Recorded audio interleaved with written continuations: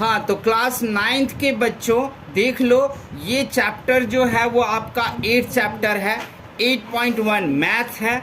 Math के 8.1 का first question करने जा रहे हैं। नाम है इसका क्वाड्रिलेटरल्स। क्वाड्रिलेटरल्स को समझने के लिए आप लोगों को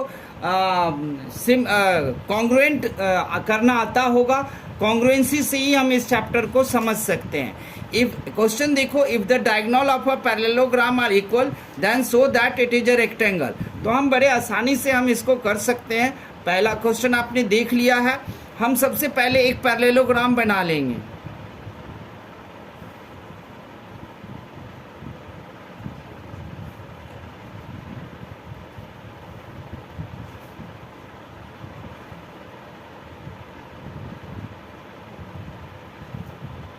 ये पैरेललोग्राम बना दिया है ए बी सी डी। इसके दोनों डायगोनल्स जो हैं वो सेम बोल दिया है उसने, गिवन है। आप गिवन भी कर दो। क्वेश्चन में सबसे पहले आप लोग जानते हो, प्रूफ करने के लिए हमें क्या लिखना पड़ता है, गिवन। गिवन में क्या लिखोगे कि A B C D is a parallelogram, और ए सी और बी डी जहाँ पर में लिखोगे ए सी इक्वल्स टू बी डी। हो गया, इतना लिख करके चैन हो जाओगे। अब आप जाओगे प्रूफ करने के लिए, तो टू प्रूफ में आप क्या लिखोगे, तो टू प्रूफ में ये जो लिखा है कि A B C D is a rectangle लिखा है, रेक्टेंगल। उसके बाद इसमें कंस्ट्रक्शन तो है नहीं, आप प्रूफ दो। प्रूफ में सीधे चले जाओगे, क्या लिखोगे, तो सबसे पहले ढूंढ लो किस किस इसमें जाना है। तो आपको जाना है in triangle B D C and triangle A B C, इसमें जाना है। आप देखोगे B C equals to B C, इसमें कॉमन हो जाएगा। ये कॉमन को हिंदी वाले समझ लेना, उभयनिष्ठ कहते हैं, ठीक है। और हिंदी के जो मीडियम बच्चे हैं वो अलग से हर एक वर्ड हमसे आके पूछें और हम बताएंगे। उसके बाद जो है ए बी और बी सी दे ही दिया। अब आप लोगे ए सी इक्वल्स टू में बी डी, जो कि आपको गिवन दे दिया है, यानी कि डायगोनल विकर्ण हिंदी में कहते हैं, विकर्ण सेम है। अब आप जाओगे लेने के लिए कि ए बी इक्वल्स टू में लोगे सी डी। ये क्या हो जाएगा, आपको अपोजिट साइड ऑफ आप पैरेललोग्राम लिख सकते हो। मतलब ये कि समांतर चतुर्भुज के सम्मुख भुजा हमेशा बराबर होते हैं। हो गया बच्चों। अब आप इस ट्रायंगल को, triangle B D C congruent triangle A B C हो गया। किससे हुआ वो भी आप लिख दो, by S S S axiom से हुआ है, तो आप वो लिखकर छोड़ दो।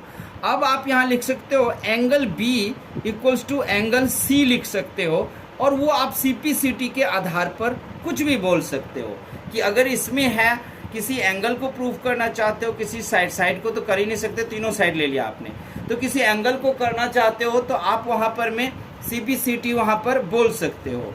अब देख लो यहाँ पर कि आप जानते हो ना कि यहाँ पर में क्या है, A D parallel B C है।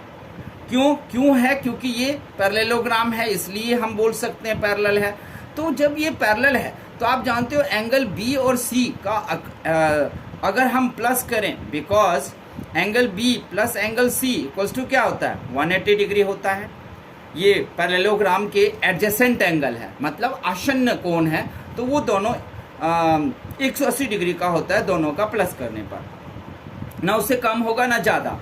जबकि दोनों एंगल जो और अपोजिट एंगल जो होता है पैरेललोग्राम में वो 100, उसका अगर सम करोगे अपोजिट एंगल का, तो वो 180 डिग्री के सम से ज़्यादा भी हो सकता है, कम भी हो सकता है। लेकिन अपोजिट एंगल दोनों सेम होता है पैरेललोग्राम में। लेकिन जो पैरेललोग्राम के जो आसन्न कोण होते हैं, यानी कि एडजेसेंट एंगल, वो सेम नहीं होता, लेकिन दोनों का सम 180 डिग्री होता है।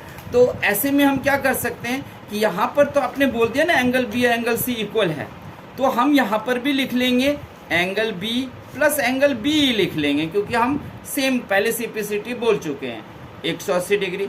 अब ये क्या हो गया, 2 एंगल बी हो गया, equals to 180 degree. Angle B equals to में कितना हो गया 180 अपॉन में 2 कितना आएगा कट के 90। यहाँ लाइन खींच देता हूँ और अब आप देख सकते हो कि एंगल बी कितना हो गया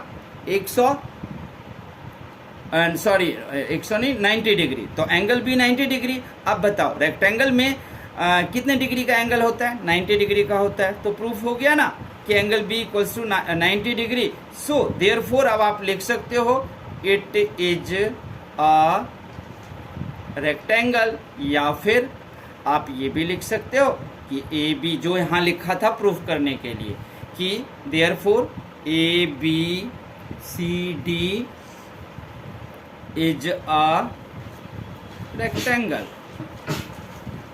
और फिर क्या करना आप लिख देना प्रूव्ड या सिद्ध किया, हो गया।